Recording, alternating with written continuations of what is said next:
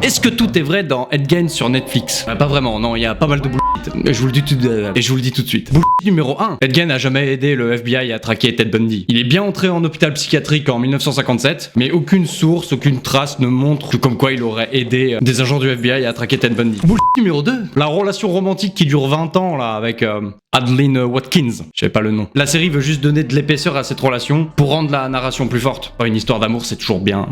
Dans la vraie vie, Adeline a juste affirmé qu'ils se connaissaient et que ils se voyaient de temps en temps, mais en gros, elle était jamais venue chez lui, tout ça. Enfin, complètement inventé la relation de fou là. Et dans la foulée, elle a jamais été dans le même délire que lui ou genre complice de ses crimes. Absolument pas. Mon bullshit au maître sa folle. Et bullshit numéro 3, le meurtre d'une babysitter ou babysitrice. Est-ce qu'on peut dire les deux? On dit quoi? ChatGPT à l'aide. En gros, en français, on entend plus souvent une babysitter parce que c'est un emprunt direct à l'anglais et c'est le plus courant. Babysitrice existe, mais c'est plus rare et un peu plus formel. Donc tu peux tout simplement utiliser babysitter.